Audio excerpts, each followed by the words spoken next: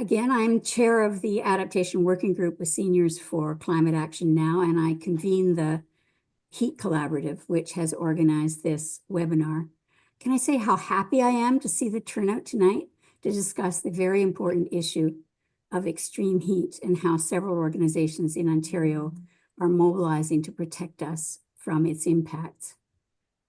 Before we get into, well, I've already said we're going to be recorded. I'd like to invite you to put your name and your location in the chat, and if you can, to acknowledge the Indigenous peoples native to the region where you live and work. That said, the chat can be very distracting for speakers and listeners both, so I do ask you to use it sparingly, except for putting your name in at the beginning. And also, if you have links to resources that you think would be useful for the rest of us to have a look at, please feel free to do that in the chat. I would ask you also, please, to put questions for speakers in the Q&A and not in the chat. So not everybody is going to see the Q&A at the bottom of your screen. If you don't see it, what you can do is hit the More button, and you should find the Q&A come up there, and then you can click on that, and the Q&A then should show up, and you can put questions into it. We're going to ask you to put in questions as we go along in the meeting. Our plan is to have the formal part of the meeting go until 8:30. But if our speakers and audience are interested in staying beyond that time, then we can keep the discussion going until 9 p.m. So, and I should have put my screen on before this. I will do it now. Hold it. And once again, whoops, slideshow from the beginning. So before we get into a few more details about the organization of the webinar, I would like to start with a land acknowledgement.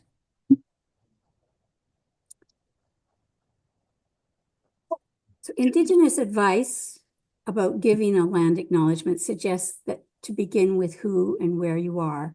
So I begin that way. My name is Jennifer Penny. I am a descendant of settlers from England on my father's side, who arrived 2 centuries ago in what we now call Newfoundland. And on my mother's side, settlers from Scotland, who arrived in Ontario more recently. I live today in the Roncesvalles area of Takaronto, which is where I'm speaking from today.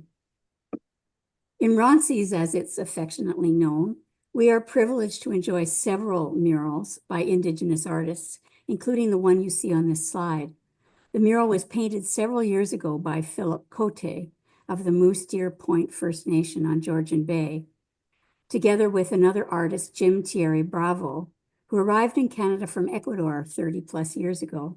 I love this collaboration between the descendant of one of the original peoples of this land and a relative newcomer. It seems like a small act of artistic reconciliation that benefits us all. I speak to you from the traditional home of the Mississaugas of the Credit, the Anishinaabe, the Chippewa, the Haudenosaunee, and the Wendat peoples that now include, and Toronto now includes many diverse First Nations, Inuit, and Métis people.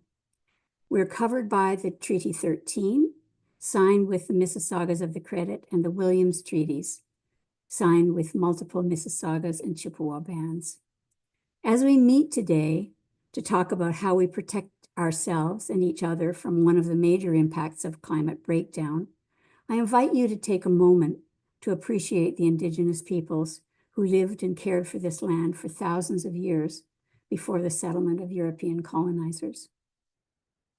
It's important to acknowledge that Indigenous peoples in Ontario are among those who are most affected by climate change and extreme heat.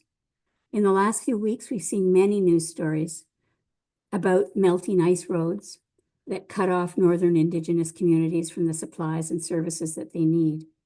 And extreme heat is leading to more and larger wildfires that have threatened many Indigenous communities in recent years. Preparing this land acknowledgement has made me think about the fact that our heat collaborative has not as yet involved Native organizations, Indigenous organizations, or spokespersons. And this is an important oversight, which I hope we can correct in the coming months. Thank you, Miigwech.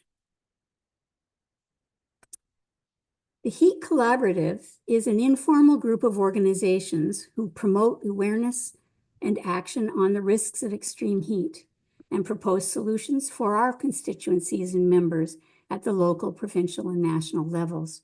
You can see the logos of these organizations on the slide, and you will meet representatives of several of them in the coming presentations. I do need to say a few words about the organization I represent, Seniors for Climate Action Now, which works to inform and mobilize seniors on climate issues. We are a growing organization with about 750 members currently, most in Ontario, but recently bringing in members from other provinces, including Alberta, I'm happy to say. Some of our members are organized in local chapters, and they work on heat issues locally. The information posters you see, for example, on the right-hand side, were produced and distributed by Scan Guelph. Scan Kingston members are also very involved in a campaign to get their city council to adopt a maximum heat bylaw for rental properties. And chapters in Toronto and Hamilton have also supported maximum heat bylaw campaigns in those cities. Scan's adaptation working group has also been working at the national and provincial levels.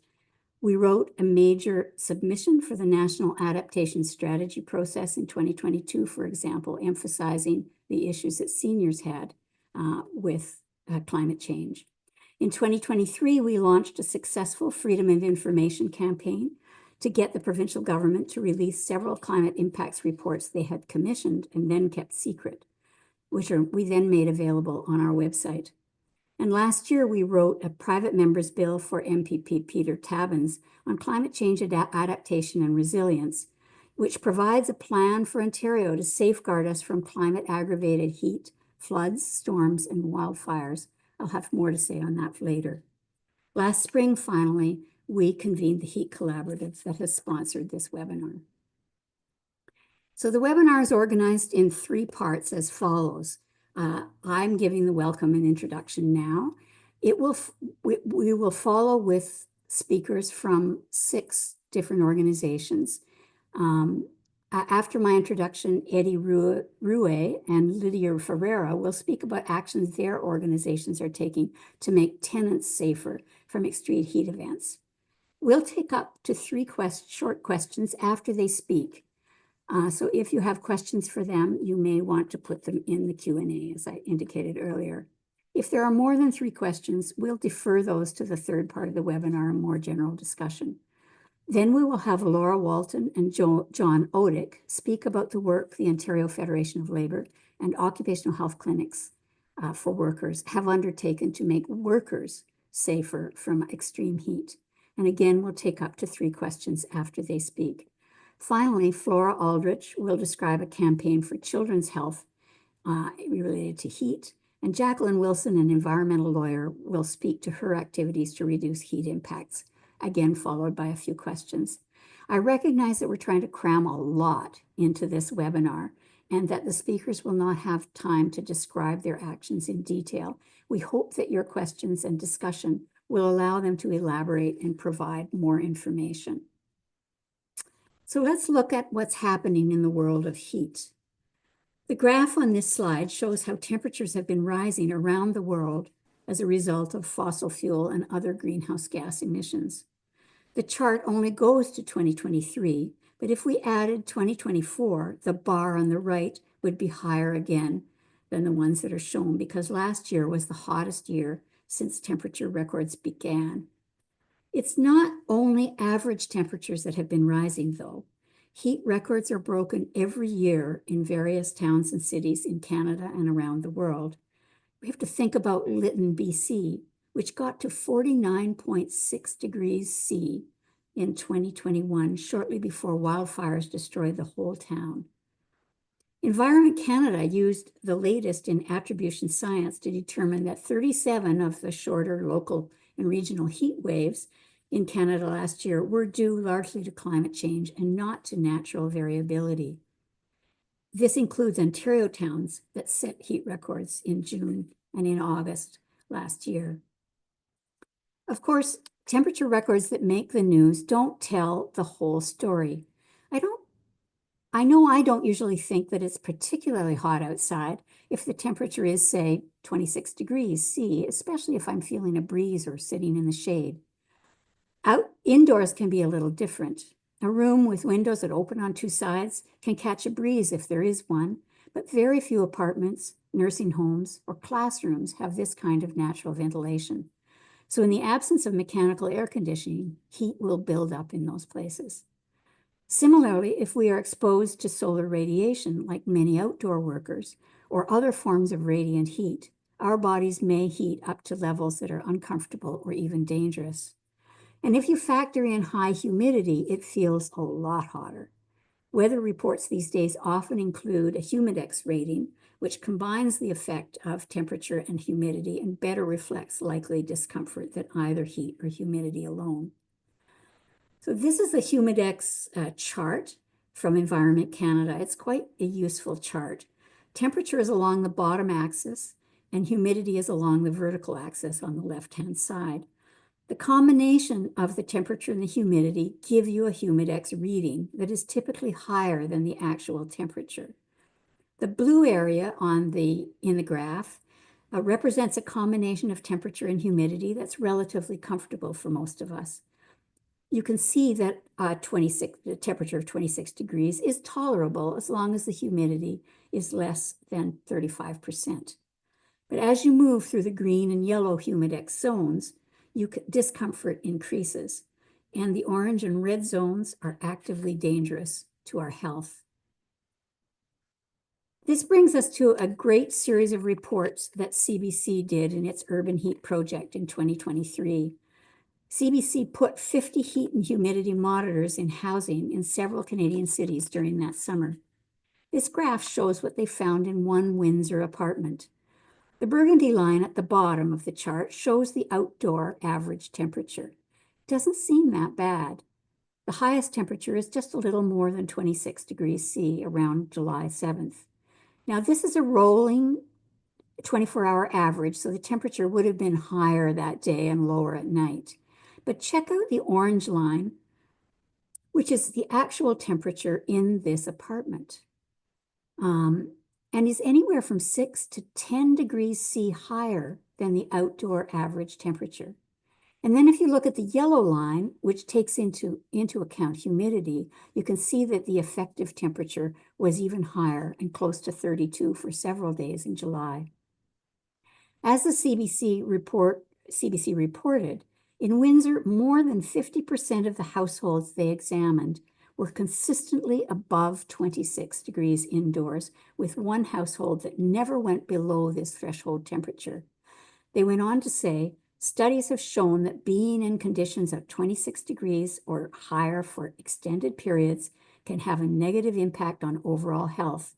And for all people, it's dangerous to be in spaces above 31°C for prolonged periods. So what happens when we are exposed to high heat? Well, first of all, high heat drives up body temperature, and it leads to fatigue, heat exhaustion, and extreme cases to deadly heat stroke if the body temperature rises to 40 degrees C or higher. Our bodies try to cool us by sweating, but if we don't take in enough water, dehydration can cause cramps, rashes, weakness, and even kidney problems. In hot conditions, the body also directs blood flow to the skin, which makes the heart work harder, a problem for those with high blood pressures or heart disease. Heat waves are very often accompanied by poor air quality, which also can worsen respiratory problems. Finally, prolonged heat has social impacts as well, causing confusion among some people who are exposed, leading to injuries, and sometimes even violence in communities. So who is most vulnerable? As the graph indicates, those most vulnerable are pregnant women, newborns and young children, the elderly, and those with chronic illnesses, largely because all of those have more difficulty regulating their body temperature. Seniors are particularly vulnerable. More than 2/3 of the 619 people who died as a result of BC's 2021 heat dome were seniors. This is also the case for other heat events that have killed large numbers of people. Something that this graphic doesn't address, however, is that most of those who died were low income, many living alone, and with pre-existing medical conditions. In addition to the vulnerability of individual populations, it's important to think about who is most exposed. In urban environments, the concentration of materials like concrete, brick, and asphalt, and the lack of green spaces, and ironically, heat exhaust from air conditioners and other equipment, can crank up outdoor temperatures by 4 to 6 degrees C more than surrounding rural environments. Tenants in older buildings, especially in inner city neighborhoods, can be exposed to high heat for much of the summer. Children in older school buildings, especially with classrooms on higher floors, may swelter in June and September. And then firefighters, roofers, road and construction workers, kitchen workers, and farm workers can also be exposed. Many of those are not only exposed to heat, but also to toxic chemicals in the work environment, which can exacerbate the effect of the heat. So what needs to be done?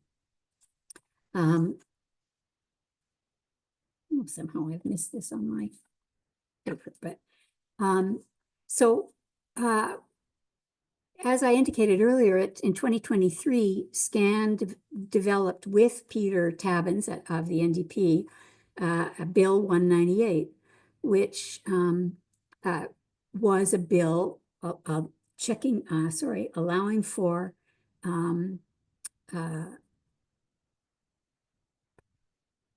actions to be taken by the Ontario government to protect these populations. The bill for heat, we were actually looking at protecting populations not only from heat, but from storms, from flooding, and from wildfires. So the heat demands that we had in that program were tracking heat-related deaths and illnesses, which does not happen in Ontario. So it's hard to know actually how many people are dying or becoming very ill as a result of their exposure to heat. Awareness campaigns for the population about taking care of themselves when there's heat, about heat mapping to identify vulnerable communities, about mandatory planning and funds available for cooling urban hotspots. Mandatory planning by municipalities, by the way. To create priority cooling for schools, childcare centers, hospitals, nursing homes, and seniors housing, and to make sure to regulate maximum temperature requirements for rental units and for farm worker housing, about which we'll hear a little later. Also to provide incentives for cooling retrofits for rental properties and heat stress workplace regulations and enforcement. This bill is online. And you can all get it on the Ontario government website, although of course they haven't done nothing about it. It didn't reach second reading, and now with the new government, we have to start all over again. So I've listed a few resources on this slide, but I won't read them now. We plan to make available a more comprehensive list of resources along with the recording, so that people who want to learn more have some recommendations about where to go for those resources. So if you have any questions about anything I've said in this introduction, I'd be happy to discuss them after our panel has spoken.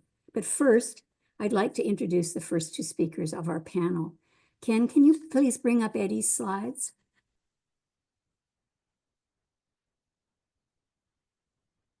Our first speaker is Eddie Rouet.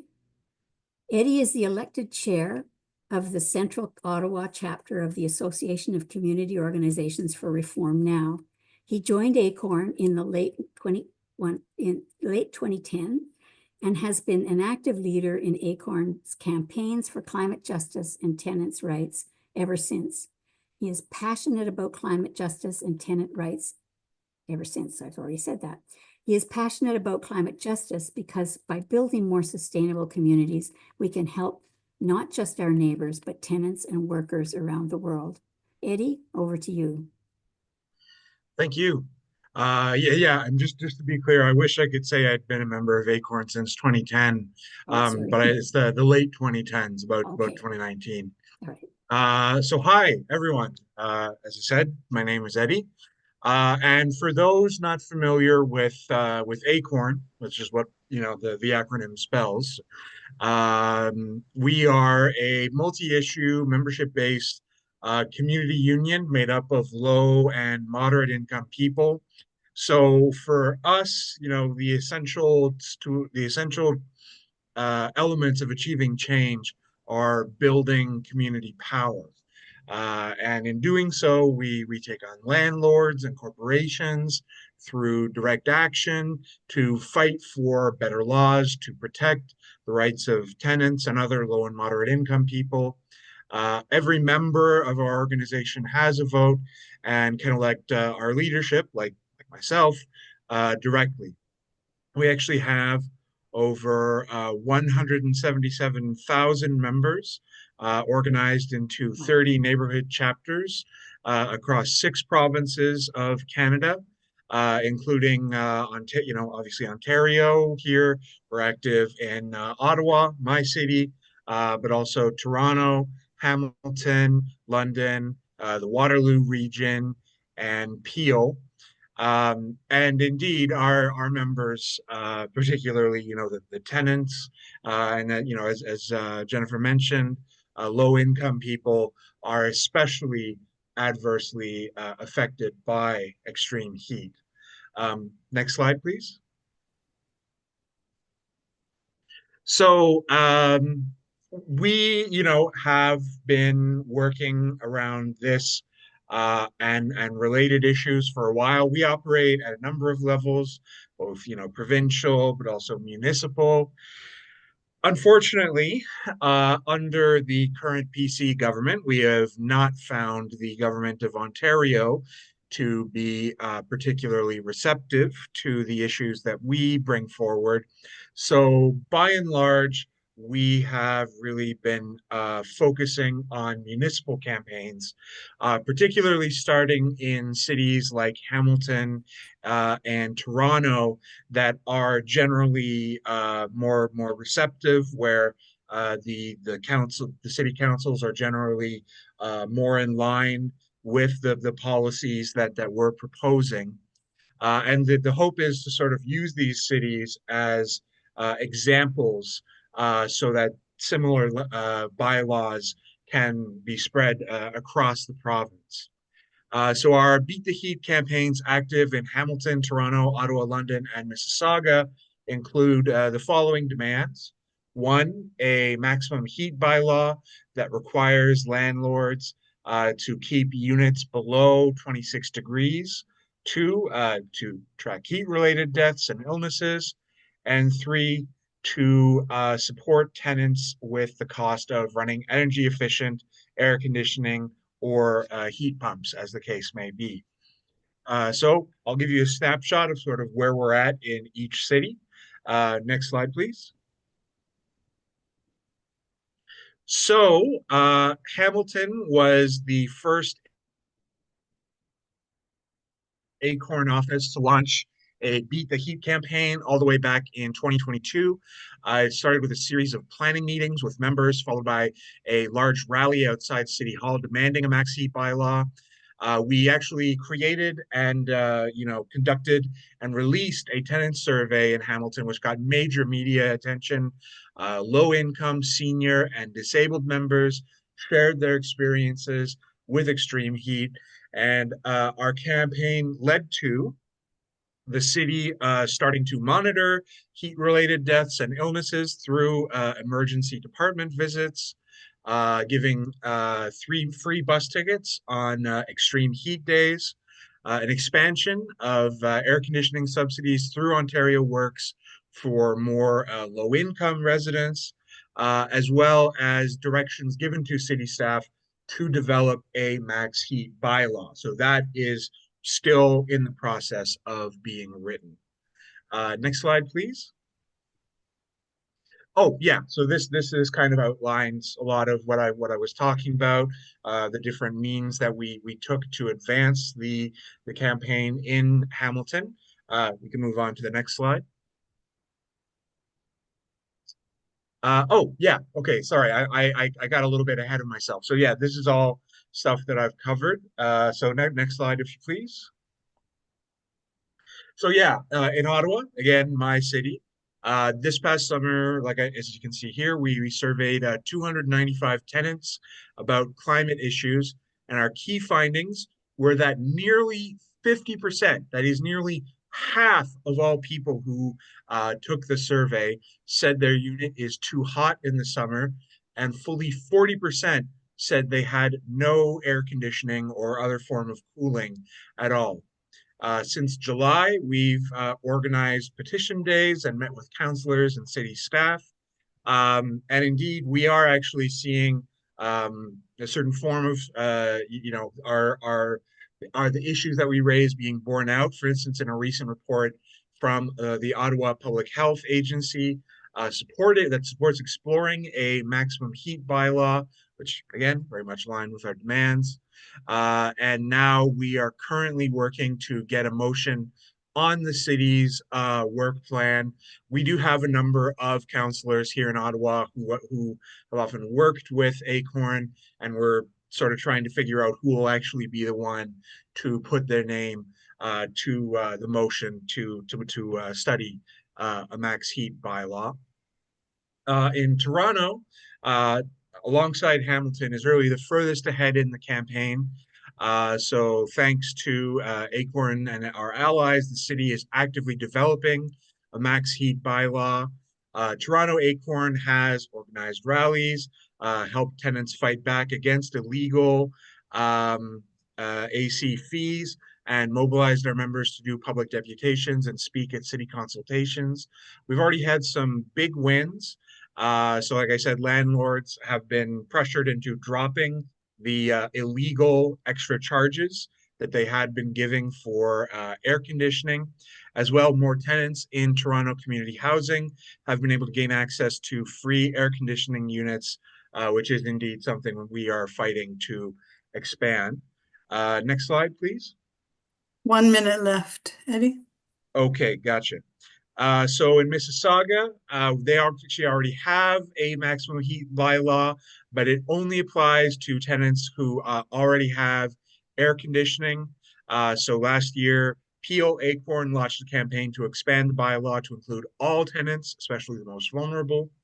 London is in the earlier stages of the campaign. The city did direct staff to explore a max heat bylaw, but it was based on Mississauga, which, as I said, leaves out a lot of tenants. Staff are supposed to develop the consultation, or the bylaw in consultation with quote their landlord and tenant forum, which we are represented on. So we are going to be pushing to make sure that what ultimately comes out of the process is better than what they have in Mississauga. And next slide, please. So yeah, in closing, we still have a lot going on.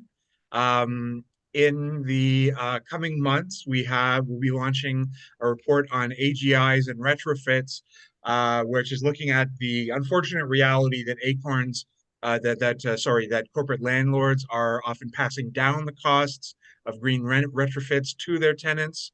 So that's something that we are fighting to correct. Release date is to be determined. We're also going to be having more rallies and against extreme heat events in cities across Ontario. We have online actions. So really, if you're interested in contributing or getting involved, please by all means go to acorncanada.org and sign up for our newsletter. And that's the best way to really keep apprised of what Acorn is up to. And with that, thank you so much for the time, and thank you for listening. Thanks very much, Eddie. I want to remind people who came in perhaps after I started to present that we're going to have opportunities for you to ask Eddie questions, follow-up questions after the next speaker. and you will also have opportunities to ask her questions. So in the meantime, I would like to, Ken, if you could put Lydia's slides up, that would be great. Our next speaker is Lydia Ferreira. Lydia also organizes to protect tenants from heat and other climate impacts. Lydia is the community engagement specialist coordinating all aspects of community work at the organization Community Resilience to Extreme Weather. She joined CREW in 2017 to facilitate resilience to climate impacts in St. Jamestown area, a dense and diverse high-rise neighborhood in Toronto. She understands the multiple issues around equity and newcomer populations, as well as the different experiences of seniors, low-income tenants, people who are mobility challenged, and more. Lydia is a foreign-trained architect specializing in urban planning, but she also serves as a member on the City of Toronto's Climate Advisory Group. Lydia, take it away. Okay, thank you. So hi everyone. So my name is Lydia Ferreira and I am CREW Community Engagement Specialist. CREW is Community Resilient to Extreme Weather. Was created in 2014 after the ice storm in 2013. So the whole idea was to create this organization to communicate in a very simple way to Toronto residents the risk of direct impacts of climate change until now. So CREW joined the Mayway Charitable Society share platform in 2019. That is a national charitable organization. So Mayway provide us human resources and legal support. In 2016, CREW developed a Neighbors Helping Neighbors program. So basically the whole idea was to start training low-income seniors and the bill in Toronto, in the Toronto area. So about like how they need to be prepared and adapt to any kind of emergency. Since then, CREW has focused its work on low-income, high-rise neighborhoods where everyone is invited to join us. Next, please. So this is all our programs. So I am just going to pass very quickly. So you are going to find more about all our programs in our website. But the whole work that we are doing in the community is emergency preparedness, green discovery walk, seniors gathering, heatwave protocol. So we create one. And finding and facilitating the local meeting spaces, like we are looking for emergency hubs, and supporting and empowering trained volunteer leaders, so especially to go to City Hall and do deputations. Next. So that is in 2022. CREW, in collaboration with the Toronto Environment Alliance, we implemented the community-led climate resilience in St. Jamestown. So it was funded by the Commission for Environmental Cooperation. That is a branch of the government that is in between Mexico, Canada, and USA. And so we collaborate with T to create this like a neighborhood heatwave protocol. So you're going to see that St. Jamestown is like 19 buildings. It's the most densely populated neighborhood in Canada, with 19 high-rise buildings, as I mentioned before. All the issues there is like power outages, polluted air, heat illnesses, mental stress, among other emergencies. Heat wave is huge there. This initiative showed us how impacted high-rise communities can lead climate resilience. Next. So this is the heat wave protocol. So how we create it, so we collaborate with a diverse group of volunteers. We collaborate with community organizations, service providers, and also with the City of Toronto. We create a draft about how we need to adapt heat waves, especially in this kind of neighborhood that is like heat urban island. Next. So how we created the protocol is like asking people about like, for example, like we were asking people, especially tenants, about like how hot was the apartment. So no one was having any idea. They say it's very hot. Then we decided to provide them thermometers in a calendar, and we were collecting data about how hot was the apartment. So, and also we have all these different meetings with key volunteers about learning more about what exactly are the issues in all these different buildings. One of the issues, for example, is overcrowded situation. Most of the apartments, they are only one bedroom apartment, and many families are living there, families with 5-7 members. So can you imagine that during a heat season, the apartment is hotter and hotter. And also we conduct several surveys before we implemented the protocol, and during and after the protocol. So next. This is the protocol. So this protocol you're going to find on our website. The whole idea with the protocol is to show people how they need to be prepared when the heat wave is coming. The protocol has 5 different areas. One of them is communication. So basically it's how we need to tell everyone that the heat wave is coming. Homes, how you need to keep cool as possible your apartment. Cool areas and cooling station is basically when your apartment is very hot, where you can go, like a cooling site or like a park or like something like that.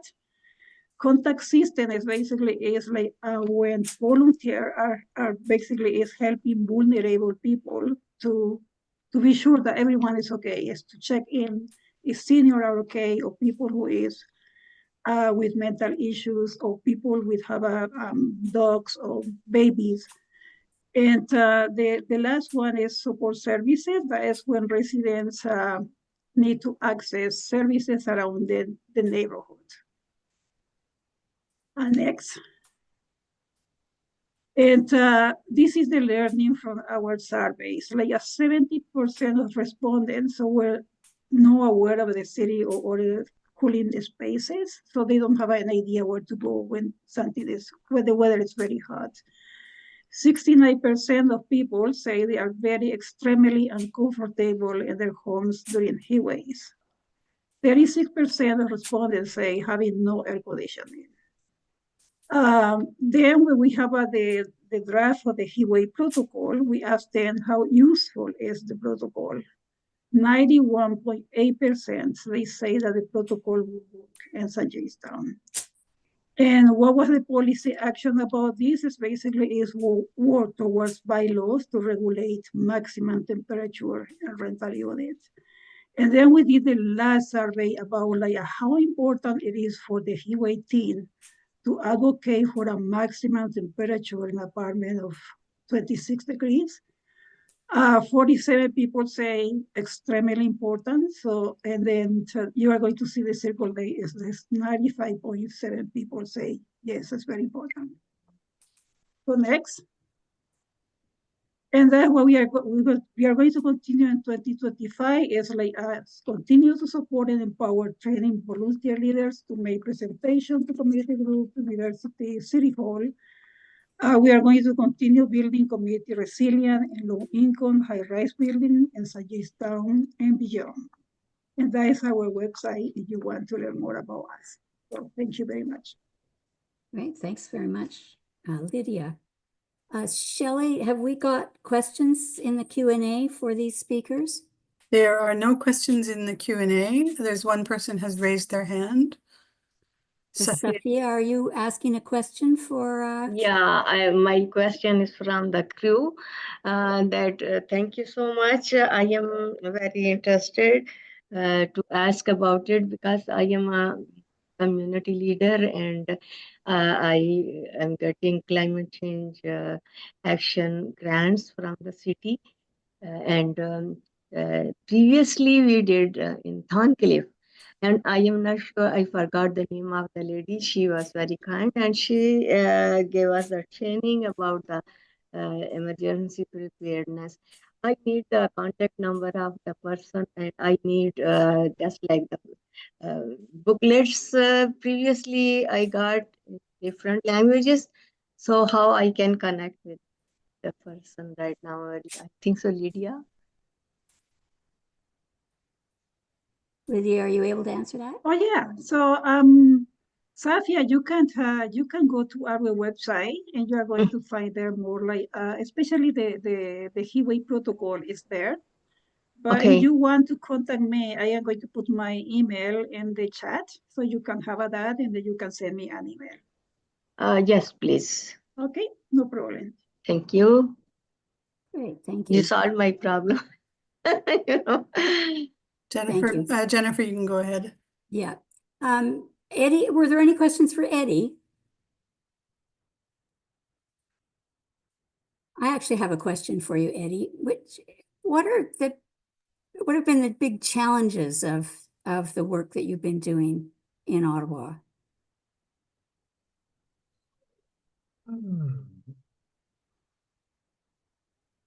I mean, I would say that, you know, like the main challenge is uh just sort of figuring out the best way to get things through council because, you know, like I said, we do have some counselors who are, you know, like generally on board with our agenda, with the policies that we promote. There are some who are honestly just kind of dead set against. And then of course in the middle there's just the sort of vast field that can kind of be swayed one way or another.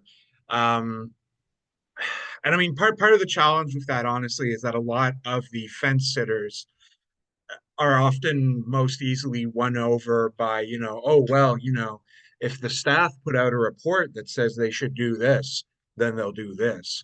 But the trouble with that is that, you know, when you kind of get down into the bureaucracy of that, it can take staff, you know, months, even the better part of a year to write a report. And so, you know, it's slow going. You know, it does ultimately result in, you know, bylaws that sort of serve the ends that we are looking to accomplish. But sometimes it can mean that you know these issues kind of linger while we're waiting on the staff to bring out the report that will suddenly convince half of city council that this is an issue they need to take seriously.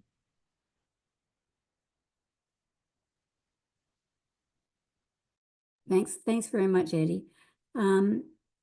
So, I had my husband print all of these things and I'm missing some of my notes. Anyway, I would like to introduce our third speaker, Laura Walton, who is president of the Ontario Federation of Labor. Ken, can you get Laura's slides up, please? Laura is, as I said, the president of the Ontario Federation of Labor, Canada's largest provincial labor federation. The OFL represents 54 unions and 1 million workers in Ontario.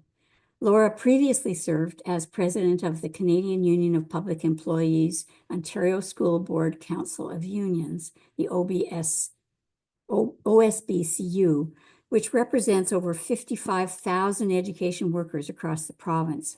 In 2022, Laura led a historic strike that won unprecedented gains for the OSBCU members and that led to the defeat of Bill 28, the provincial government's landmark anti-labor legislation. Laura, the floor is yours. Thank you so much. And just a huge thank you for welcoming us into your space this evening so that we can talk about, you know, the Heat is On, heat stress campaign that's currently going on with the Federation of Labor. And I think what we'll do is kind of skip the next slide because it repeats what Jennifer just said. Perfect. So as mentioned, originally I was an education worker. I was an education assistant working in Belleville. And so the heat stress piece was a real interest of mine predating coming to the OFL.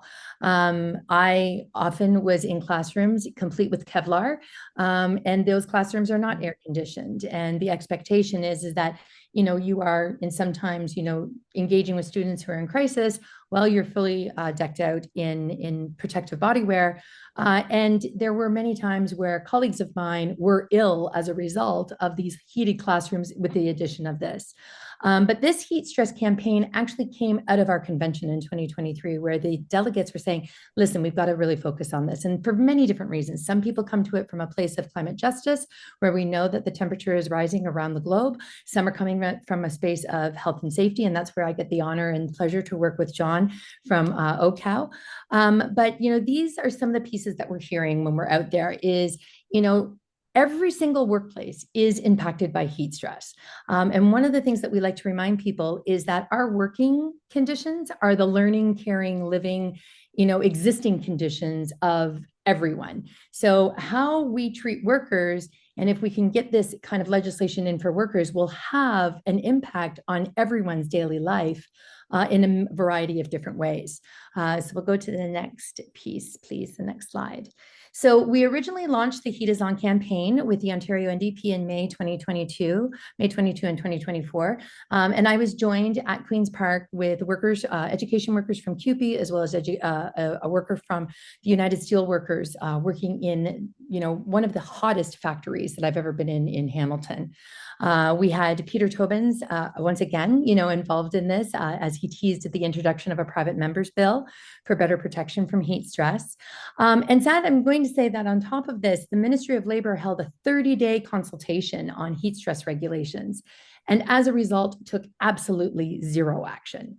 As a matter of fact, his response, the Minister of Labor's response to the Heat is On campaign was that every worker has the right to refuse unsafe work, which is not true, but that it's just common sense and that there should not be any further regulations put into place because it's just common sense how to deal with it. Well, I don't know about you, but common sense is not a rose that grows in everyone's garden.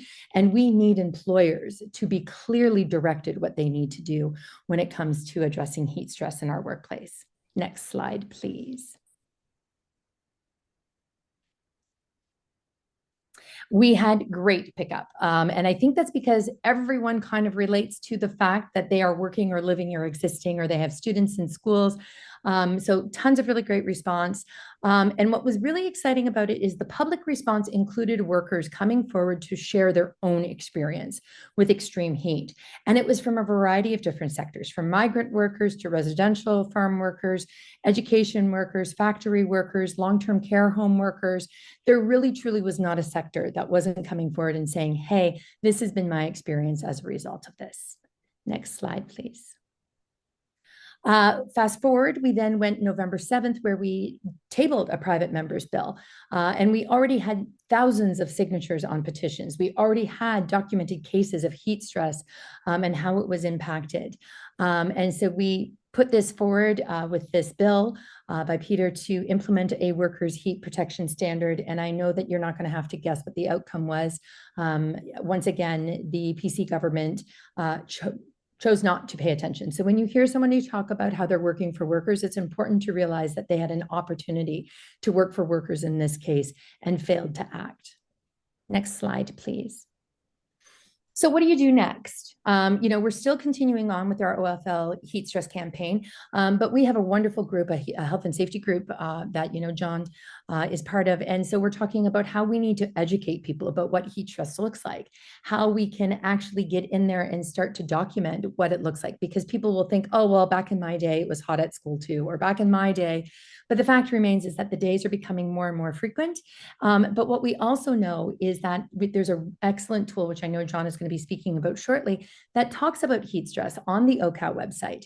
The problem is that we need to also be educating our employers around what it looks like. And are we ensuring that people have a chance to recover from exposure from heat stress before they're asked to go back into a heated area? So moving forward, we are going to be continuing our lobbying efforts. We're going to be continuing our campaign, but we're now turning our minds to webinars such as this, where we can join with OCAL, with others, with people who have experienced it, to talk about what does it actually look like and how people can start to actually, do work refusals in the case of heat stress, where they can actually be using their joint health and safety committees in their workplace to put in recommendations around heat stress. We have to get actively involved into the workspaces that we're in, because we know that if we can impact our working conditions, we will have an impact on the public as far as what they experience in heat stress as well. So folks can go to the ofl.ca, to the heat is on. There are still ongoing petitions that are going. There's more information that's going to be coming out. And as we move forward into the summer, which we expect, I mean, it's hard to believe right now because it was snowing when I came home from work, but eventually it is going to get warmer in the province of Ontario. And we know that heat stress is going to be impacting, our communities, our schools, our long-term care homes, our factories, our farms once again. And we need to be ready to ensure that we're keeping workers safe. Thank you very much, Laura. That was great. John will bring up in his own slides. I do want to say to everyone that you should feel free to put questions to Laura and to John in the Q&A as you think of them, or if you don't have time to do that before John reaches the end of his presentation, we can take some hands up questions that you can say to us verbally.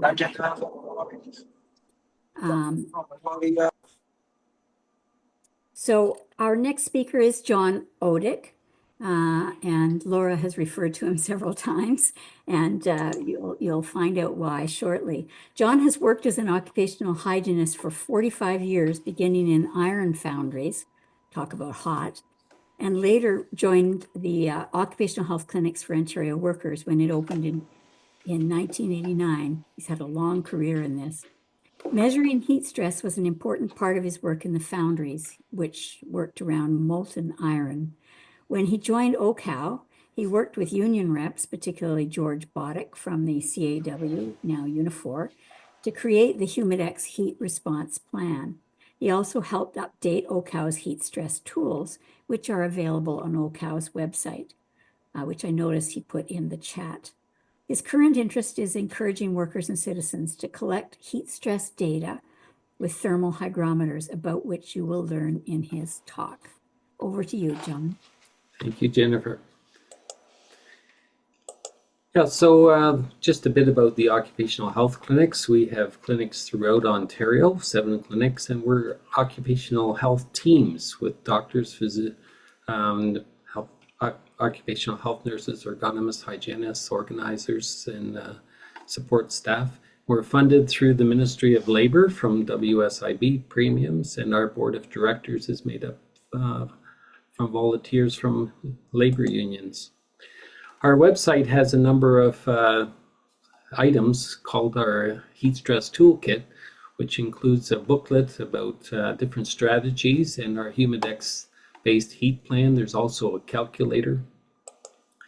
Last summer, we had outreach teams working with migrant farm workers, and 2 of them, Cynthia Mora and Daisy Rivendiera, in the Simcoe and Niagara regions, connected with workers who were concerned about the heat levels in their bunkhouses. And they encountered these folks during heat stress seminars that they gave. And because it was time when we were still using COVID precautions, we had these air nets which measure carbon dioxide, but they also measure temperature and humidity. And so when they talked about the heat stress, they offered to loan these out to the farm workers to see what it was like in their bunkhouses. And in 2023, we lent a few out, and they took pictures of the results and emailed them to us. However, these things can actually measure heat every 5 or 10 minutes for weeks on end. And so we decided to use this in 2024. And we were worried about the bunkhouse heat because for occupational heat stress exposure, it is assumed that when you go home, you're not exposed to heat stress. And what they were telling us is the heat was actually worse at night in the bunkhouse than it was during the day out in the fields in the sun. And so we used these criteria. Anything over 26 to 30 is slightly warm and unacceptable, and over 30 is dangerous. So here's some of the data that we collected here. The yellow bars at the bottom is when the sun was shining, so it's a measure of how much radiation is getting through the clouds. And the red and black lines, which are almost the same, is the indoor temperature inside the bunkhouse. The red solid line is the humidex outdoors, and the blue line is the outdoor temperature. So using this criteria, we note that on this particular day, the humidex outdoors was 35 and the humidex indoors was actually 50 at about 8 o'clock at night. And the difference between the outdoor and indoor temperature was 13 degrees, 12, 9 degrees over the evening and in the night, whereas during the day it was only about 2 degrees difference.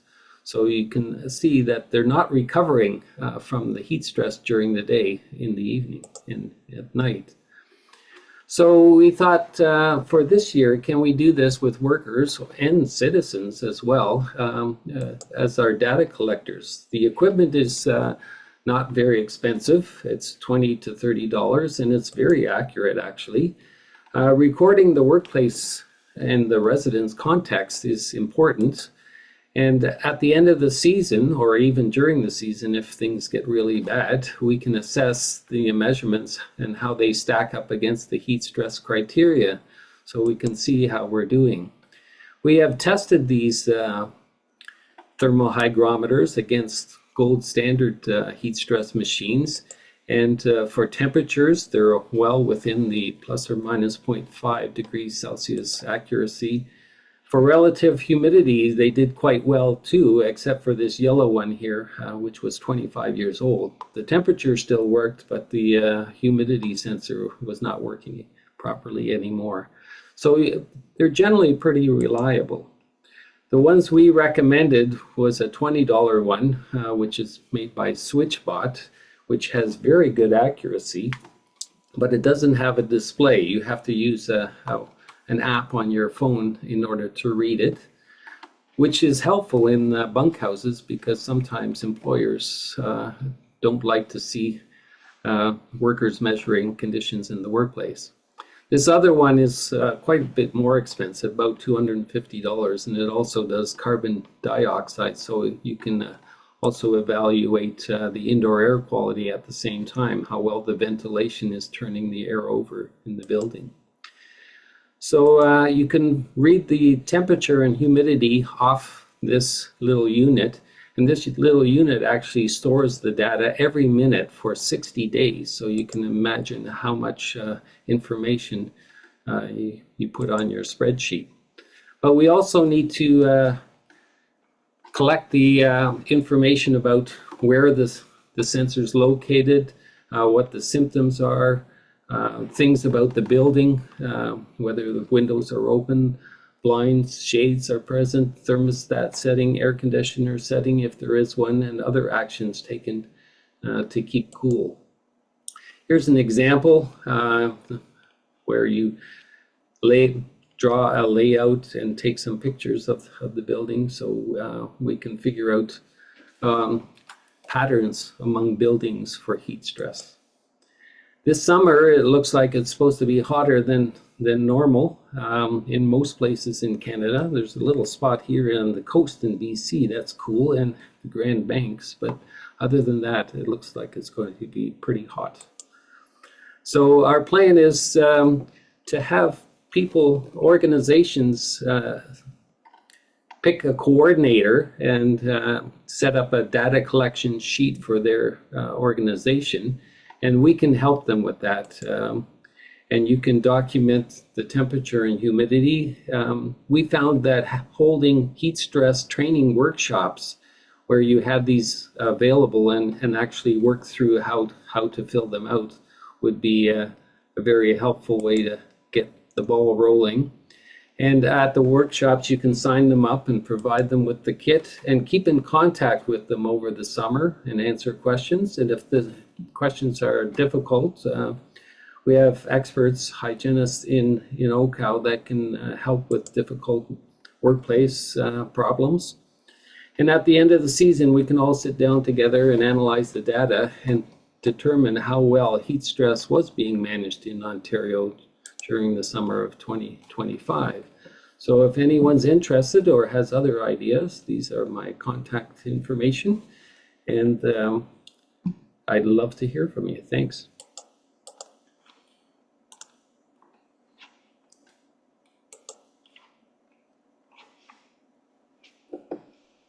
Jennifer, you're muted, but I think you're asking me if there's questions. Yes.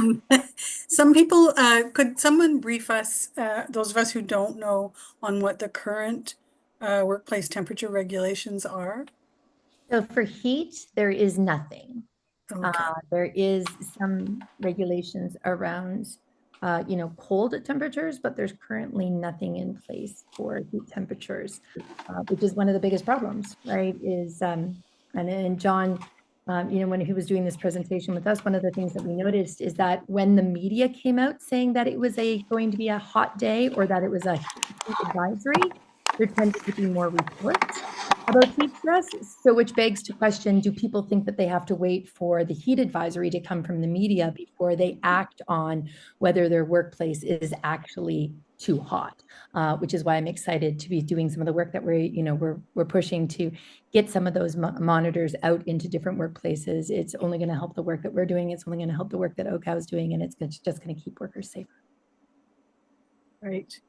Question for John. Do you think this would work in schools? Oh, yes, very much so. The indoor air quality one would be great for the schools if the union or somebody can afford them. And I know there's many teachers with their own little monitors in there. It's just a matter of recording it, and then we can help you with the analyzing of it. But yes, it would work in any workplace, indoors or outdoors.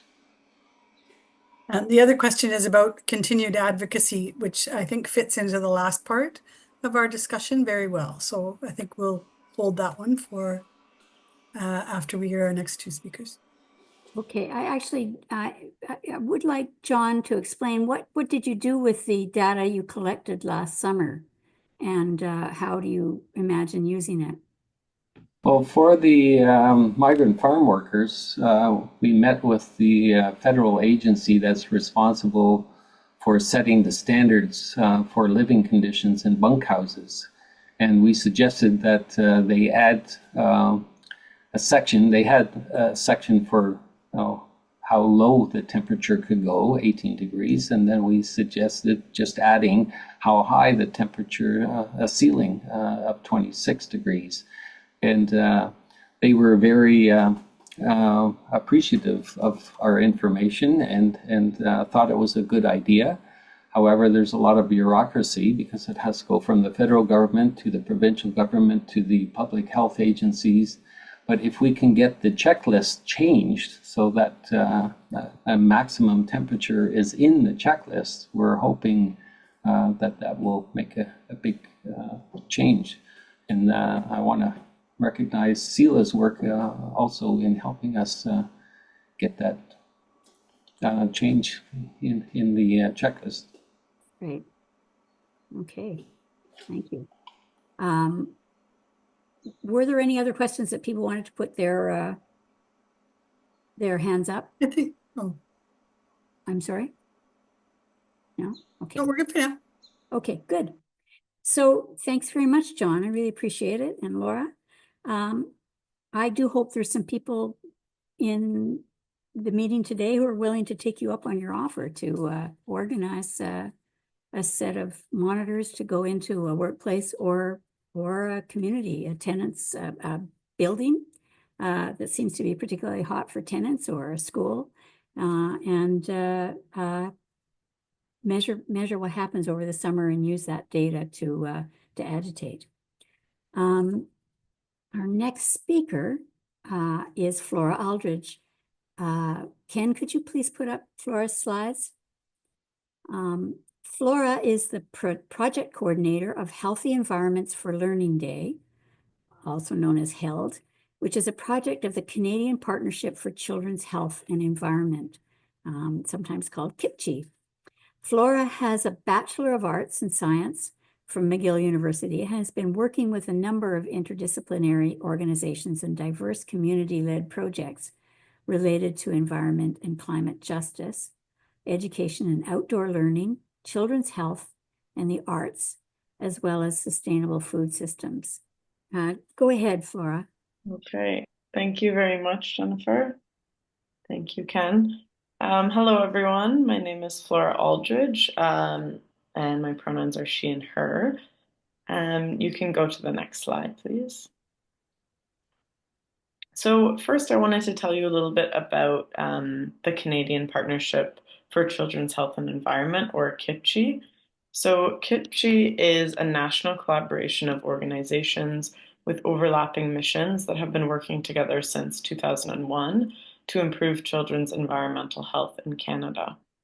We have a number of partner and affiliate organizations who have expertise in clinical and public health, environmental protection, law and policy, childcare, education, disability advocacy, and health equity. And they're all pictured there below. Next slide, please. So today I will be discussing one of KIPCHE's main projects, the Healthy Environments for Learning Day campaign. And this is the campaign that I coordinate. So KIPCHE took on leadership of HELD in 2017.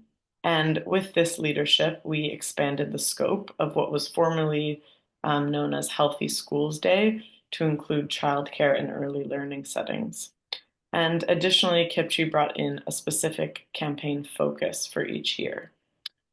Our HELD campaigns prioritize and foster collaboration across multiple sectors. So a key part of our approach is the Multi-Sectoral Advisory Committee, which we convene to bring together diverse expertise in order to develop a unified vision and direction on crucial aspects of healthy learning environments. So we engage professionals and experts from public health, education, early learning and childcare, environmental justice, sustainability, child health advocacy, environmental law, academia and health research, labor unions, technical experts, as well as parent and community advocates. So we believe that it's crucial to have a multitude of backgrounds and expertise represented in our advisory committee, from professional and in the field expertise to grounded and lived expertise as well. And some of the main objectives of HELD are to raise awareness and encourage action to prevent environmental health risks and to promote policy action. So on the left of the screen here, these are our campaigns to date. And so today we'll be focusing on this year's campaign, which is on extreme heat. Next slide, please. Oh, yeah, go back. There we go, perfect. So this year's campaign focuses on extreme heat, which is a growing concern, as many speakers have already touched on, as well as Jennifer spoke about in her introduction. But extreme heat is, of course, a growing concern in educational settings, as heat waves are getting hotter, longer, and more common as a result of climate change. So extreme heat has many impacts to health and well-being, but is particularly dangerous for children, as Jennifer outlined, being one of the most vulnerable populations. So firstly, extreme heat has physiological effects on children, including heat illnesses, as well as effects on the brain. So extreme heat kind of impacts children and develops slowed cognition, emotional functioning, and memory, as well as impacts to the immune system. And second, sustained and excessive heat negatively impacts children's behavior and mental health. Learning in a hot classroom can lead to students and teachers feeling unmotivated and distracted and irritable. Third, academic performance declines as temperatures increase. So one study that we've referenced throughout our work pointed in New York City found that students taking an exam on a 90-degree day were nearly 11% less likely to pass that same exam than students taking the exam on the 72-degree day. Additionally, there are cumulative impacts on students who are living in under-resourced communities. So children are typically spending 6 to 8 or more hours per day in school or childcare. So providing all children with health promoting environments in those hours of the day is really crucial for health equity. And lastly, extreme heat affects children both indoors and outdoors. And outdoors, children are also faced with impacts from wildfire smoke and air pollution. So optimizing outdoor learning spaces to protect against extreme heat is really important. Next slide, please. So based on the vast health evidence present on extreme heat impacts to children's health, well-being, and learning, we decided to focus this year's health campaign on extreme heat. And so many educational settings in Canada are ill-equipped to protect children and staff from extreme heat. Through this campaign, we, alongside many collaborators and partners, are advocating for the optimization of educational spaces to be climate resilient and health promoting spaces. So at the heart of this work is health equity and climate advocacy. We recognize that communities are disproportionately affected by climate change, and thus addressing environmental injustice is a crucial part of our advocacy. We believe that strong policies are essential for protecting both human and environmental health, which is why we are actively promoting and advocating for policies that address both climate adaptation as well as mitigation. Next slide, please. So through this year's health campaign, Kipchi is mobilizing partners and collaborators to call upon decision makers to take urgent action on extreme heat in schools and childcare settings across Canada. So we are calling that educational settings be optimized to protect against extreme heat. This includes, for example, mechanical cooling and ventilation upgrades and installation, building retrofits, which also help to improve energy efficiency, increase natural and constructed shade like tree canopy, and much more. Through our work on this campaign, we have also identified, like some other speakers have spoke to today, that there are significant data gaps regarding heat levels in educational settings and relevant data on how heat impacts children's health and learning in Canada. So we hope that more data and more research can be collected to help further mobilize this work in order to protect against extreme heat. And we hope that this collective call for action can help to catalyze the work needed in extreme heat protection and recognize all children's right to learn in environments that promote their health and well-being. So our collective call for action will be released on HELD, which is on April 24th. The call for action will be released on our website at 5 a.m. and will additionally be featured in hopefully some news and media sources. And then at which time it will also be sent to all relevant ministers and decision makers, as well as being locally mobilized through our partner networks. So if you're interested in signing on for the call or mobilizing this collective call through your networks, please feel free to reach out to me. And thank you very much. Thanks very much, Flora. That was great, and it's really good to hear about it in another context, the schools and childcare centers and so on. I think that's a really important point. One of the important issues too is that children might be exposed to heat at school and then go home to hot apartments as well. So we may find it's not just workers who are exposed to heat at work and at home, but we get these double whammy situations where people are exposed in all aspects of their life. So last but definitely not least, I'd like to introduce Jacqueline Wilson. Jacqueline is a staff lawyer at Canadian Environmental Law Association. She represents individuals, public interest community groups, and First Nations before tribunals and in trial and appellate courts. Appellate, how do you pronounce appellate? Yes, that's it. Her casework focuses on environmental justice related to air, land, and water pollution and climate adaptation. Jacqueline's law reform work focuses on climate adaptation, energy justice, lead in drinking water, and land use planning. She's published several book chapters, including Chapter 4 on energy justice and poverty, a case study for Ontario, in the book Sustainable Energy Transitions in Canada by Mark Winfield, Stephen Hill, and James Gade, published in 2023. I should say that Jacqueline's published many more things as well, but I've only cited one of them. In her spare time, and I'm amazed that she has any, Jacqueline loves to frolic in local parks with her partner and her young children. Jackie, go ahead. Thank you very much. I'm going to ask someone to put up the slides.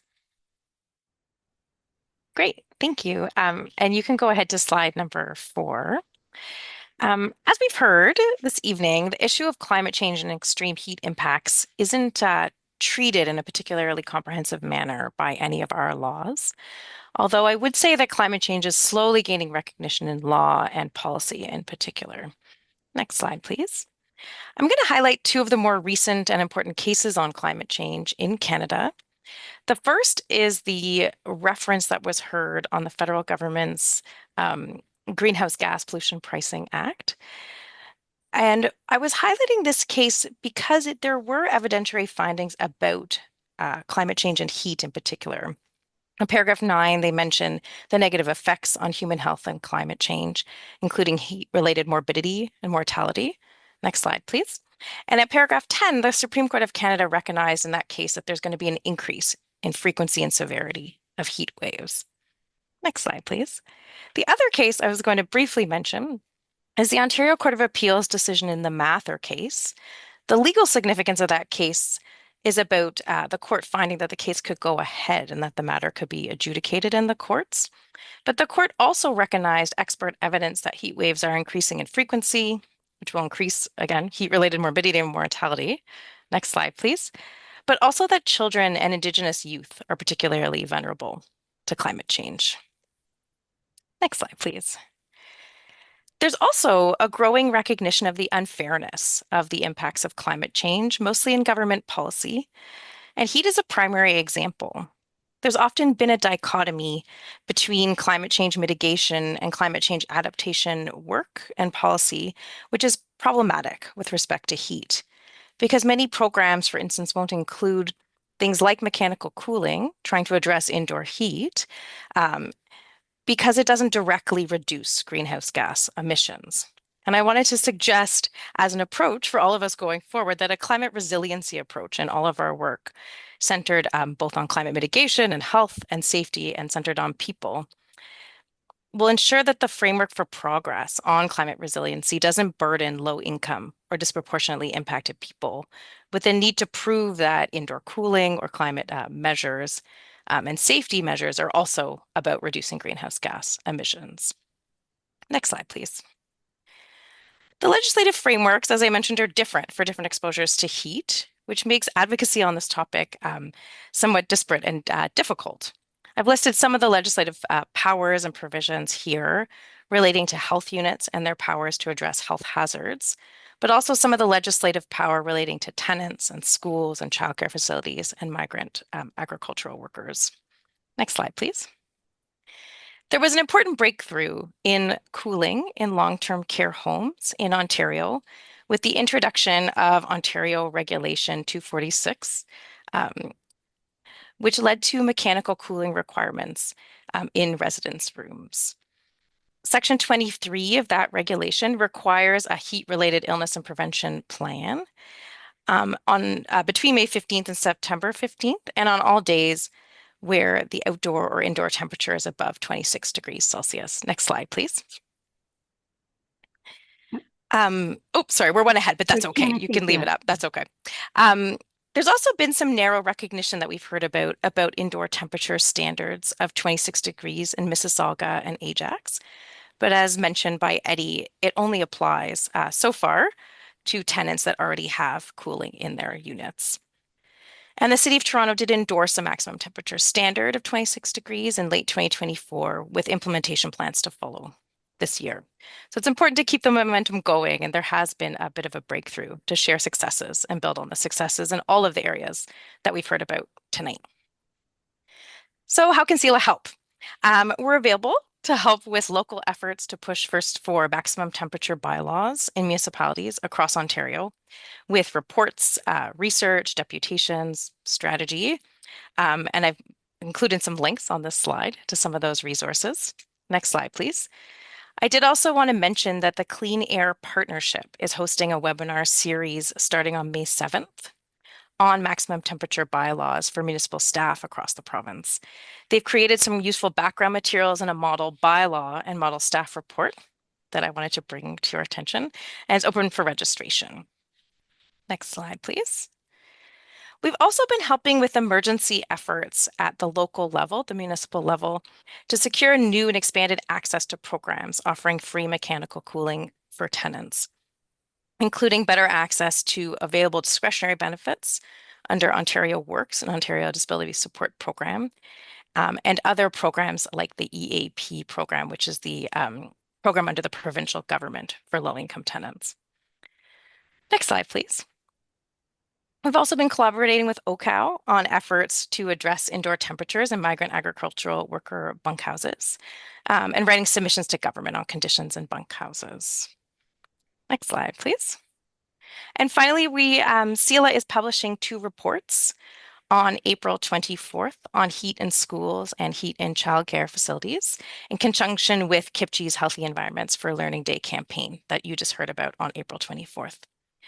So we're looking forward to advocacy efforts focused on heat in schools and heat in childcare facilities. So with that whirlwind, I'm going to leave it there, but thank you very much. And please feel free to get in touch with me to learn more about CELA's law reform campaign on inequitable impacts of climate change and how we can help. Thanks very much, Jacqueline. I think when you see that Jackie is involved not only in the maximum heat bylaw campaigns, but also Kipchi with the Children's Health Network, with OCAL and farm workers and so on. It is amazing that she has time to frolic in the local parks with her children and her partner. I should say too that CELA has really excellent resources on their website that people can use to argue with their local city councils and so on about the legality of requiring landlords to provide cooling and other kinds of resources. So before we move, well, sorry, are there questions for Flora or Jacqueline? And if you haven't had an opportunity to put questions into the Q&A, feel free to raise your hand. Nick. Thank you. I'm not sure if this is the appropriate time. I had a comment in response to all the presentations. Is this the time to make that, or? Yes, go ahead. Okay. So first of all, thank you very much for organizing this webinar, to Jennifer and all those people who are involved. In this presentations, we have the makings, I think, of a very powerful coalition that can indeed change things. So the experience has been, and I'm talking about workplace experience now, and John is familiar with this. OCAL was set up in the late 1980s as a result of a series of mass refusals in workplaces around safety issues. And in the end, what's going to take to really make the changes, particularly because these are going to be very costly changes that have to happen in the workplace, that have to happen in communities, have to happen in places where people live. It's going to take the kind of decisive action that people will be organized and build a very strong, powerful movement around it. And I want to put a pitch to the idea of using the thermometers or the I forget what the term is, whatever it is. The experience in organizing in the workplace was, once people had the information and knew what was happening, and they knew what was happening, and they could share the experience, they could then get organized. It was very critical. So having that kind of information, workplace by workplace, community by community, living, residence by residence about what's happening in terms of heat can be a very powerful motivator. And so I'd suggest that. And also, it seems that this coalition that you have here in this meeting, if we work together, which clearly is what's happening, we can build a very strong, movement around these issues. It's going to get worse, we know, so we're going to have to step up the effort. And I really want to congratulate you on this organizing what's happening. Thanks, Nick. Actually, you're previewing what I was going to say next. I was going to invite our speakers to say how they think we can support one another in our efforts to protect our members and constituencies from heat. And I would also be interested in certainly what other members of the audience think we should be doing on that front. But could I ask? Could I? There were a couple of questions Oh. that I held off people Okay. to the end that were specific, and then there Sure. were those ones. Okay. So one is for Eddie. Could you explain how the Mississauga maximum heat bylaw should be improved? If you are at your Eddie is here, yeah. computer at the moment. And someone asked what would be an upper limit temperature recommendation for outdoor workers, if John had one. Okay. Eddie, go ahead. Yeah. I mean, again, with the maximum heat bylaw in Mississauga, the main issue is really that as of right now, it only covers people who already have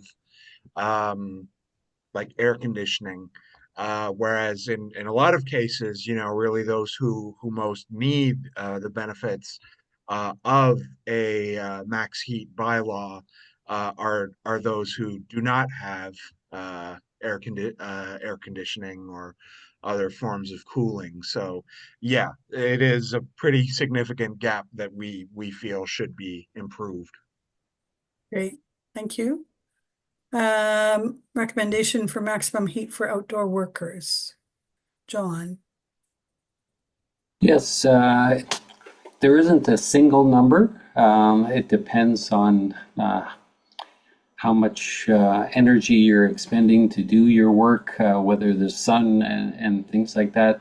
We've put together a simplified version that helps workplaces determine how many breaks, how much work you can do per hour and things like that.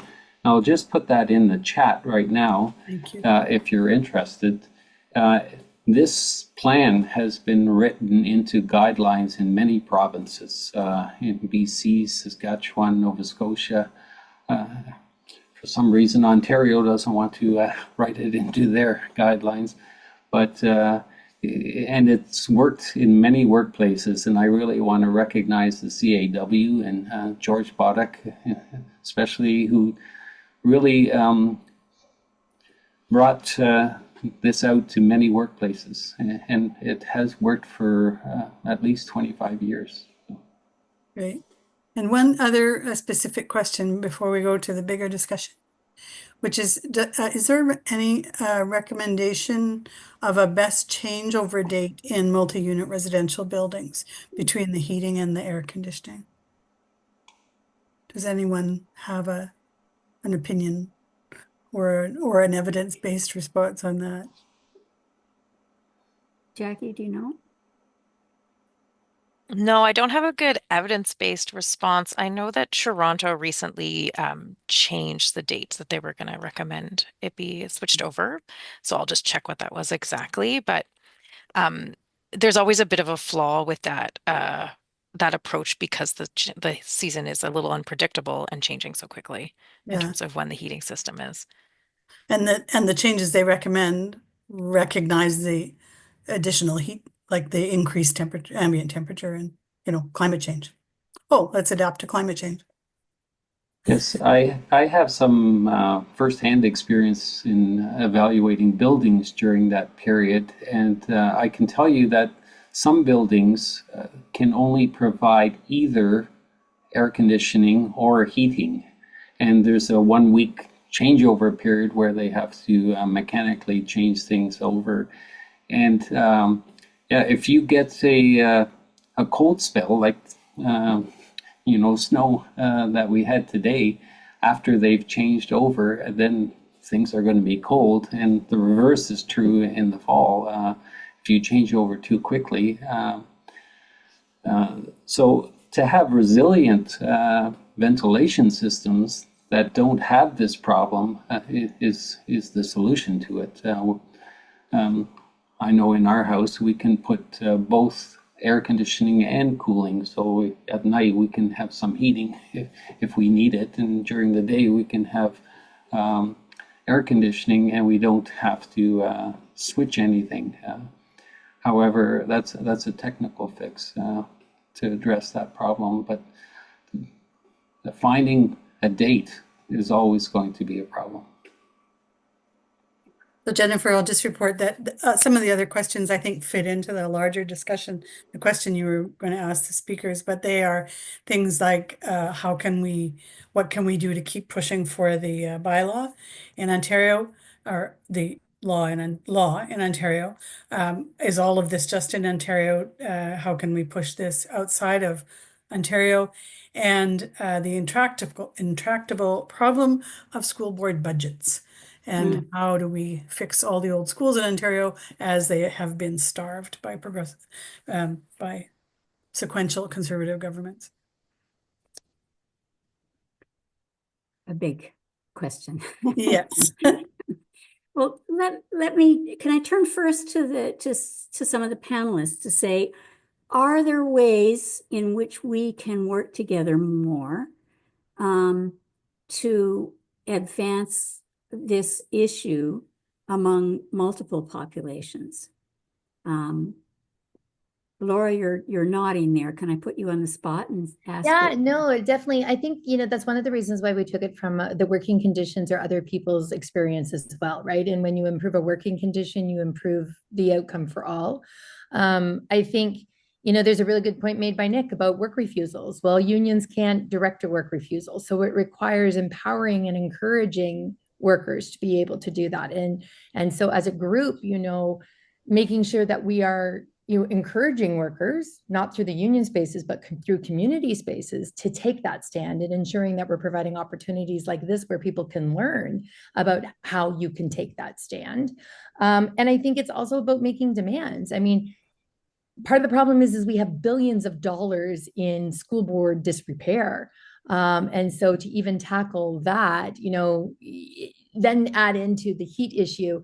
But, I think that's where we're going to have to start using the tools that we have available to us, and encouraging each other to understand and what needs to be happening. I mean, I would love for every single, there be representatives from every single school board. It'd be great if it was the employer, I'm going to be honest, but I'm not going to hold my breath today on that one. But it would be great if, workers in every single school board were coming together and getting this data available for John, because how powerful would that data be for all of us to be able to say, this is the actual situation in schools, not what people want you to hear, but this is what is heard. And I think that can be replicated for long-term care homes. I think that can be replicated for apartment buildings. I think that can be replicated. So how do we do these, organizing conversations around why it's important to learn about this and take action, and people knowing that there's people in the community that are going to support them. As an education worker, that's the biggest fear. If I say that I'm going to refuse unsafe work, is the community going to support me, or are we going to be treated like pariahs for standing up because we get the summers off, or whatever the story is? And so I think as a community coming together behind tenants, coming behind workers, coming behind people, and saying, no, this is an issue that has to be dealt with, and then using the tools that we've heard about today from CLF, from OCAL, to give some validity to the work we're doing, and that we're not just paying it lip service. Right. Eddie, Lydia, could you put your video on so we can, Lydia, I was thinking that your initiatives around your heat advice and having people who will go, for example, check on vulnerable people in hot tenant buildings and stuff like that, might in fact be something that could happen in other settings as well. And I'm wondering what you think of that. Your heat protocol, I guess, is the term. Could we develop heat protocols for other environments, whether they're for schools or for workplaces, while this, knowing that retrofits can be very slow to come and budgetary issues are really real. What do you think? Yeah, totally. Because the protocol that we created is like evolving document. We call draft because the idea is we can play with that in different settings.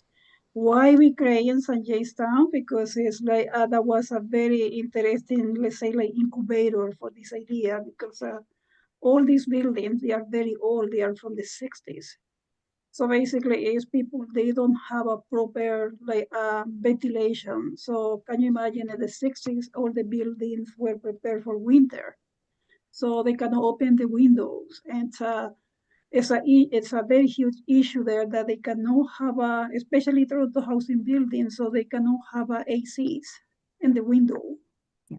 Because the window they are totally old, they don't have that capacity to hold an AC. It's very expensive for them to put a new AC. So basically, East Toronto Housing is providing them a portable AC that is not working properly, it's very noisy, and too many different issues. So what we decide is to prepare this protocol in order for all these people living in this kind of very hot environment to have this kind of tool to basically is to prepare themselves for what is coming. But of course, this protocol we can redesign in many different settings.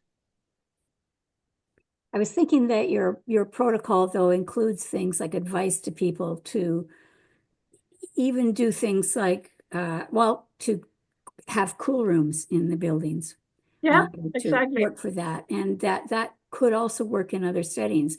But John, John's advice for people who work in hot workplaces is breaks and uh, water to prevent dehydration, which can be a major problem, and so on. And I would imagine that for tenants, there are sort of intermediate stages while what you really want is a retrofit of buildings so that they. Yeah, but in this case, it's like kind of impossible to do that. It's very expensive, and so no one is talking about like doing a very proper retrofit in all these buildings. So people living there, they need to adapt, they need to prepare, and so that's exactly what we are working right now. Is like requesting every single building they have this kind of a tiny recreation room. So how about having that as a cooling place with resources, with you say water, emergency kit for like heat waves. Like what happened also there is like it's not only heat waves, it's also blackout. Um, when it's very hot, they don't have electricity, and sometimes they don't have elevators. So you have people totally trapped in the 23, 24th floor. And that is why volunteers, they need to start like helping all these people. Right. Yeah. Eddie, when you're working on maximum heat bylaw, do you look at other kinds of demands for buildings while you're trying to get to the stage where air conditioning and cooling is available to everybody in those buildings and so on? Is that part of what you campaign on too? I mean, for us, like again, we are really operating mainly in terms of pushing for those uh the max heat bylaws. Um, Part of what we are trying to get off the sort of off the ground are what we call eco tenant unions. So I mean it's very very similar to a traditional tenant union, but it, would also be addressing issues like, cooling and heating systems, for, the buildings that people live in. Um, that is something that's still very much in its early stages. But yeah, we are really looking to bring the, sort of the tenant organizing model, to address, issues outside the sort of, more traditional like rent and repair issues. Jackie, you have your hand up? Yeah, I was going to say, from CELA's perspective, um, we were quite influenced by, the public health research, but also, I would say in particular, the report that came out of the BC extreme heat event in 2021 that you mentioned in your opening, when 619 people died. And one of the main findings in that report was that it was indoor heat, and indoor temperatures above 26 degrees that was the main cause of death then. And so we took that finding and we said, well, then we need to address the problem and we need to tackle it head on.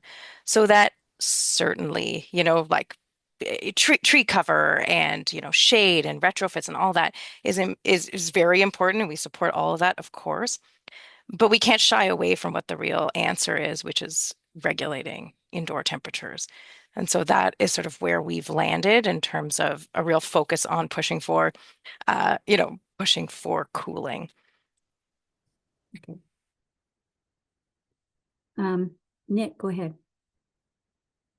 Yeah, I just want to emphasize that the two go together.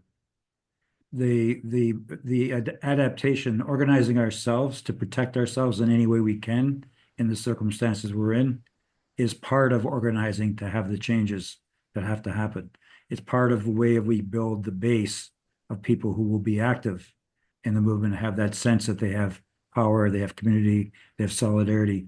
And I think it's really interesting concept, the eco tenants union, because what workplaces have is unions, which is the natural way in which they can self-organize. What communities are lacking is ways in which to self-organize. And then, this has the potential of bringing various forms of self-organization together to both protect ourselves, because nobody else is doing it for us, and also to fight for the kind of changes that will be needed and that, must take place. Thanks, Nick. John? Yeah, there are a number of simple things that can be done in emergency situations to cool things off. And some of it is just simple engineering principles that need to be better communicated. One of them is, for instance, the box fans. If you stick a box fan in a window, it's wise to point it outwards and close the windows so that you direct the air from the coolest side of the building through your living space and then out. If you turn it around, it's not as effective. That's a simple thing. There's blinds, there's evaporative cooling, hanging wet material over the window when the wind's coming in. As it evaporates, it takes out some of the heat. Shade over the windows and things like that. Many simple ideas. I think, Jacqueline, you had one of your people look for some information sheets about simple things people could do.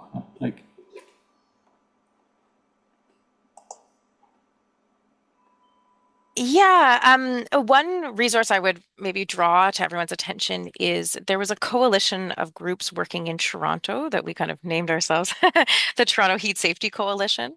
And in that, we tried to break down demands in terms of kind of overall demands and then emergency type demands. And so that gets into things like free bus tickets on extreme heat days to make sure that people can get, like transit is often cooled. And so it's a way of sort of mobile cooling, but also to be able to get to, cooling centers more easily. That also includes like free air conditioning programs and just kind of like getting more cooling out into homes. Would it be useful I'm just trying to think of ways that we can combine our efforts and to just make this a bigger issue that has to be addressed by governments and other authorities. And I'm just wondering, and I address this to everybody in the room, what you think we could do more to kind of collaborate and make this a bigger issue in the coming heat season. John and then Flora. Yeah, the one thing is to be opportunistic. Last year, near the end of June, we had 3 days of extreme heat. They were the hottest days of the whole summer. And we were caught off guard, so if you're ready and get your messages out when it's really hot, that's when people are ready to listen.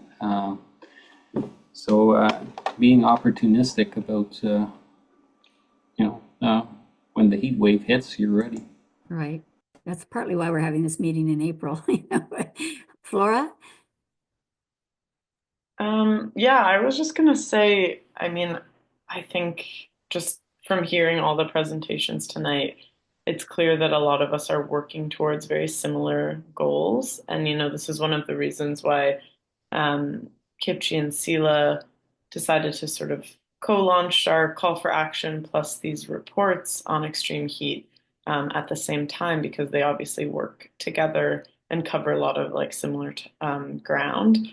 So, for instance, something that we talk a lot about at Kipchi and through these campaigns is how can we, get a little bit creative and like think outside of the box in terms of how these calls and how these actions are actually being realized. So, for instance, if there's an opportunity to leverage existing policies, like Laura was speaking about health and safety policies, so using those, where there might not be a policy on extreme heat in schools, but how can we work through health and safety policies to,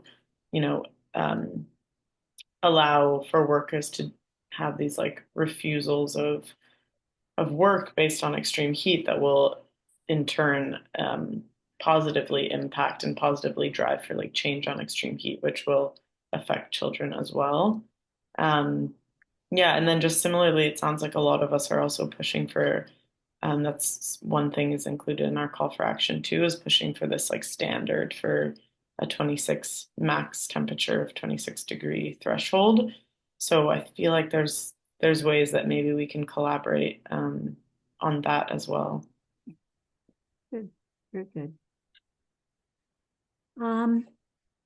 We're coming to the end of our time. Are there other comments or suggestions? Jackie, go ahead.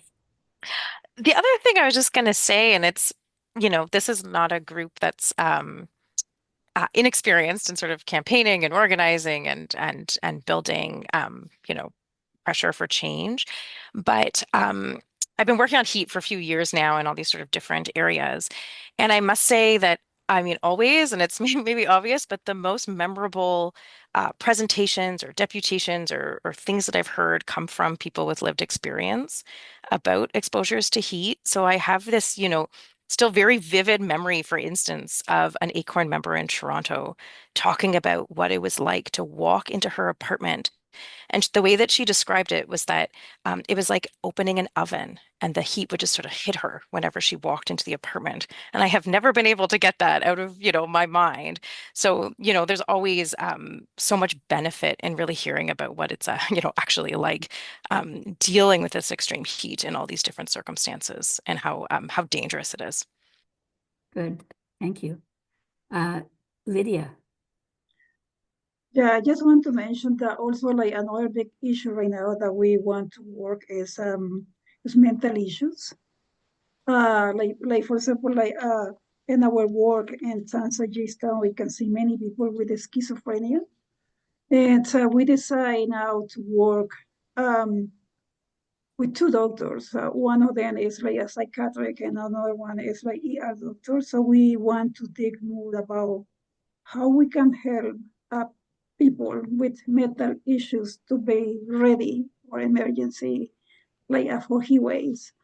And I'm just going to put in the chat about like how many people die from schizophrenia during the 2021 in British Columbia. That was 8.3% people were with schizophrenia.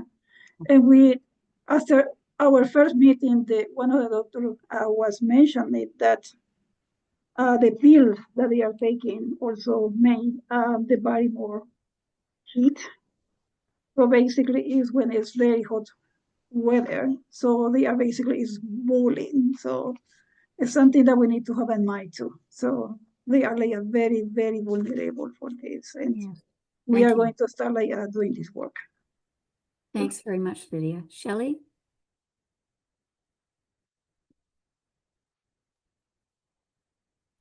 Thanks. It just took, in the simplest of actions, as you said, if we're all ready, then we can do something more than if we aren't ready. And so I think if everyone has their hygrometer kind of ready to go, in whatever circumstance they find themselves or whoever they end up talking to, I think that would be great. And I think, in terms of the work that Flora is doing, like, I have lots of questions about who all are you working with and do they know this report is coming, but I don't have to be answered specifically here. I think Flora's got a good handle on all that, but for sure there's we at SCAN we haven't had all of these campaigns on our radar, and now we will. So there's one new way that this is going to go around. So thanks to everyone for organizing this and for participating. That I think is very helpful. Thanks, Shelley. Sophia, you have the last word. Thank you so much for giving me time. So I am not expert, just like all of you are, but I have one suggestions. Just like I am doing the climate change, and this will be the fourth year. What about the G GHG greenhouse gases? So if you want to make a change, just like the ordinary residents of the community, they can participate and they should be given the knowledge where what goes where. The compost is the main thing that it should go to the green bin, but it is not going, and it is also the one of the reason of the climate change and the heat and the floods throughout the world, and the rich countries just like Canada. We are not contributing these things. Even our residents don't have any idea that which thing goes in which bin. And even it is very sad news that we don't have any, in most of the buildings, we don't have any green bins to put the compost in it. And in the schools, I worked in TDSB, but I never saw any green bin. I worked as a lunchroom supervisor. And the children have to throw their leftover food in the garbage. Everybody has the knowledge of recycling. Garbage everyone knows, but nobody knows just like about the green bin. That this is the main cause. If the city or the federal government or the provincial government should contribute and give some incentives to the residents, and each and every building we did a lot in Thorncliffe area, but we need more. Thank you very much, Sophia. I think we would all agree with that. Well, it's time to wrap up. I'd really like to thank all of our speakers for coming tonight and to filling us in on your work, and also to the audience for your thoughtful comments and questions. I will say the Heat Collaborative, I hope, will continue to meet over this heat season, and perhaps we can begin to get ourselves ready, as people have suggested, for when it hits us, some more coordinated actions and so on. I think we see through the Heat Collaborative, there certainly is a gradual increase in coordination. We ask one another to support one another during submissions to councils around the bylaws, for example. SCAN developed, started to collect signatures for the OFL's heat stress petition to the government and so on. And I think we can do more of that. And I look forward to working with you, other people in the room and the other organizations that are working on this important issue. So thanks very much, everybody, and good night.